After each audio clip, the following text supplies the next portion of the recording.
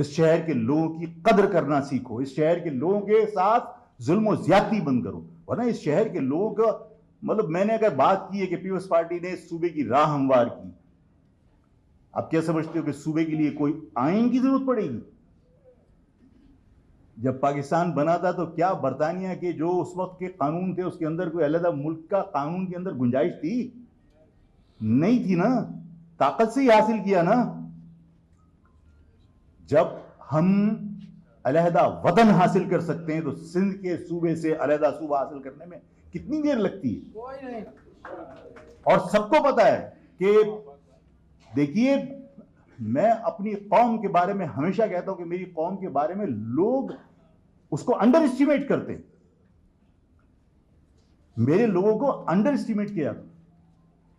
मैंने हमेशा कहा कि इस शहर के अंदर मेरे पास, इस शहर में क्या सिंध के अर्बन एरियाज में जो महाजिर कौम के लोग हैं मेरे, उनके पास कोई ऑप्शन नहीं है। वो भाग के दुबई नहीं जा सकते, वो भाग के अपने आबाई इलाके आगरा, दिल्ली, यूपी, सीपी नहीं जा सकते। उनके पास भागने का ऑप्शन नहीं है, और जिसके पास भागने का ऑप्शन नहीं है उससे अच्छा कोई लड़ेगा? अंडर एस्टिमेट करते हो। जिस दिन, जिस तरह उन्होंने कहा ना जगाओ मत, अब भाई जागे हुए हैं, लेकिन फिर मुझे मतलब वही के शेर याद नहीं होता। मेरे एक साथी थे, मैं फिर बता दूंगा शेर, मुझे कुछ याद आ रहा था कि मैं अभी तक लबालब भरा नहीं हूं, लोग समझ रहे हैं कि मर गया हूं, अभी मरा नहीं हूं। तो ये जो हमारी कौम है ना, लोग समझ रहे हैं कि अभी हमको खामोश हैं, तो लबालब क्यों के नहीं भरा अभी, और जिस दिन लबालब भरेगा ना तो पता चलेगा कि लोग समझ रहे हैं कि मर गया हूं, अभी मरा नहीं हूं।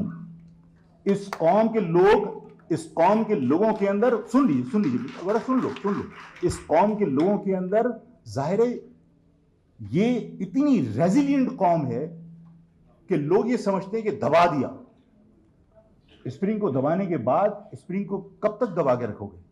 ये बड़ी रेजिलिएंट कौम है, इसने हमेशा अपने हक हासिल करने के लिए किसी भी हद तक गए, और फिर सबको बता दिया कि कुर्बानी देना जो जानता है, जो मौत से नहीं डरे, उससे ज्यादा कोई मतलब बहादुरी से लड़ेगा। हमारे पास कोई ऑप्शन नहीं है। मैं आगरा नहीं जा सकता, यूपी नहीं जा सकता, दिल्ली नहीं जा सकता। मैं अपने बच्चों के मुस्तकबिल के लिए अगर गोली खाने के लिए तैयार हूं तो गोली मारने में मुझे कितनी देर लगेगी? मैं अगर जहनी तौर पर तैयार हूं तो मैं सिर्फ ये समझाना चाहता हूं, मेरी कौम के लोगों को अंडर एस्टिमेट किया जाता है। महाजिर लड़ने वाले लोग नहीं है, महाजिरों की हिस्ट्री तुम्हें नहीं पता।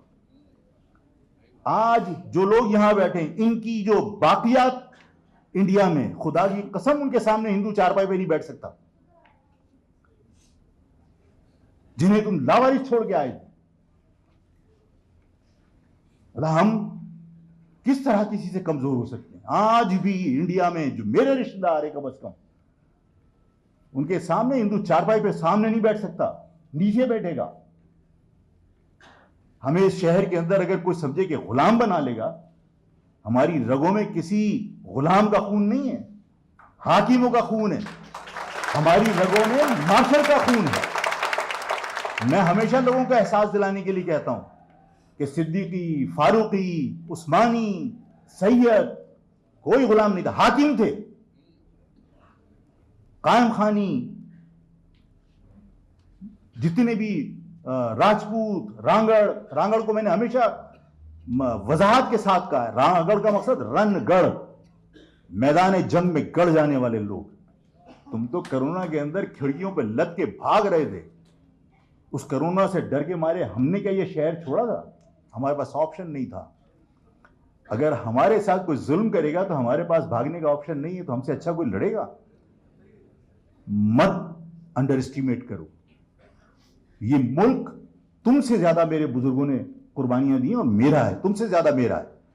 इस मुल्क के बारे में तुमसे ज्यादा फिक्रमंद मैं हूं, और मैं इस वजह से फिक्रमंद हूं कि तुम्हारी इसी हट धर्मी की वजह से बांग्लादेश तुमने गंवा दिया, जो पाकिस्तान का हिस्सा था।